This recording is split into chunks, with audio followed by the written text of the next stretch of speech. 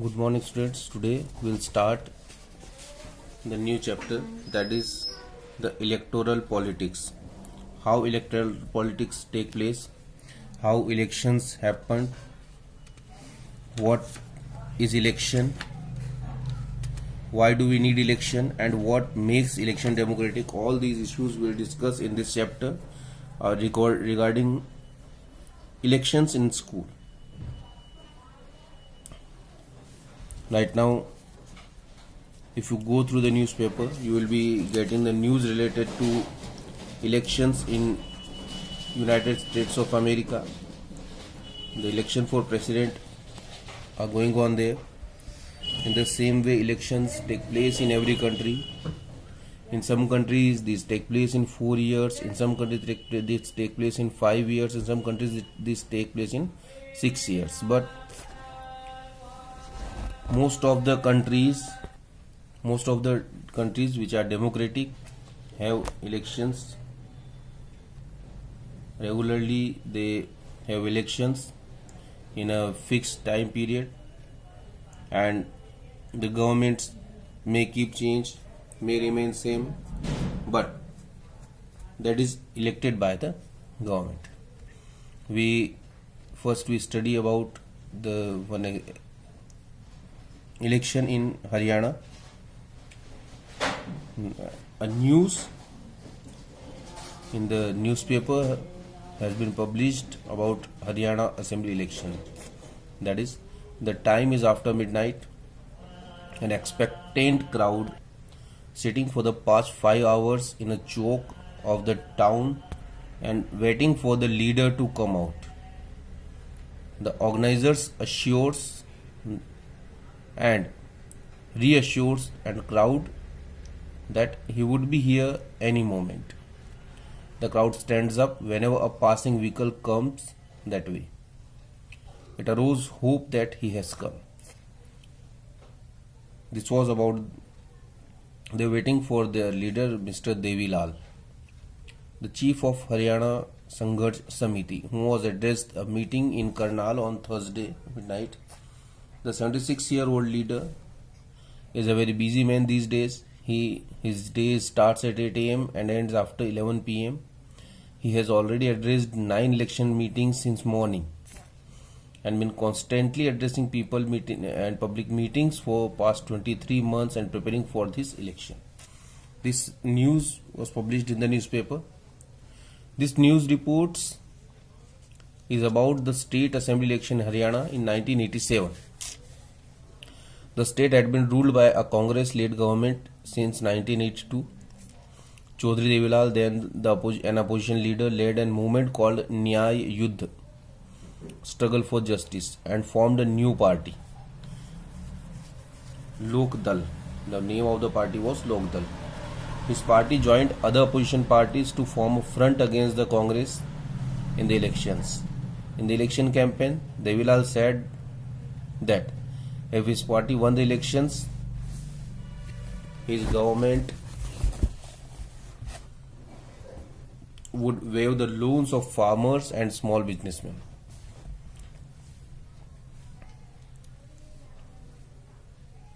He promises that this would be the first action of his government. This is how election goes. Whenever we see the elections, the campaign is launched by the parties, maybe the opposition party, maybe by the ruling party, and they go to the people, they addresses the public meetings, and they gives a plan that what they are going to do, and they make the promises. This is how the elections go. Election goes, and this is what we have seen in that election as well. The people were unhappy with the existing government. They were also attracted by Devilal's promises. So, when elections were held, they voted overwhelmingly in favor of Lok Dal and its allies. Lok Dal and its partners won 76 out of 90 seats in the state assembly.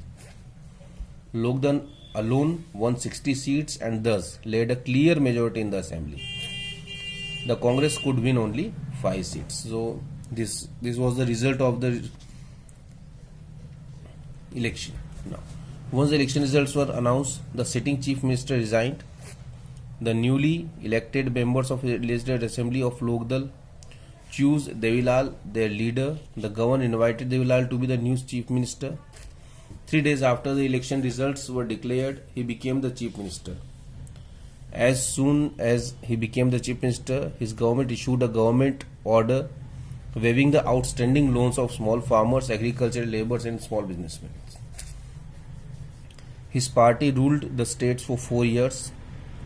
The next election was held in 1991, but this time his party did not win popular support. The Congress won the election and formed the government. This is the story to make you aware about the procedure of elections. Whenever elections happen, the same process go on.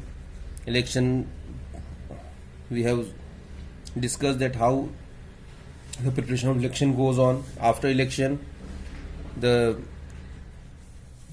present chief minister or the prime minister resigns, and the leader of new political party who has won, the leader of new house, whosoever has been chosen the leader, he is called by the president or the governor to form the government, and he forms the government. Then he starts working on the issues what they have discussed in the elections and they promised in the elections.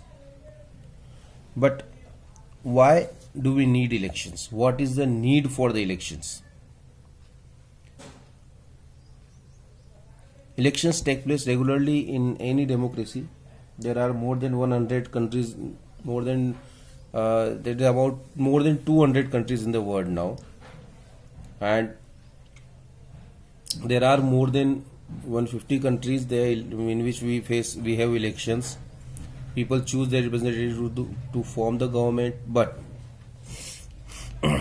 what is the need for the election? Because it has become very difficult for us to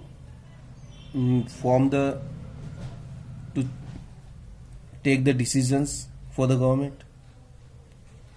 How can someone take decisions on the part of the country? Who will provide you the basic facilities like the electricity, education, housing, sanitation? All these works are done by the representatives who are chosen by us. And if we don't have elections, how can we choose our representatives? So the elections are very necessary, because by elections we choose who will make laws for us. What people do, they choose the representatives who make laws for them. Otherwise the country would not be able to run. Then they can choose who will form the government and take major decisions on behalf of the country. And then they can choose the party whose policies will guide the government and lawmaking. So this is about the need of the elections. These are the reasons why we need elections in the countries, and elections regularly take place in the country. Now, what makes an election democratic? We study further the election process in the next video. Thank you.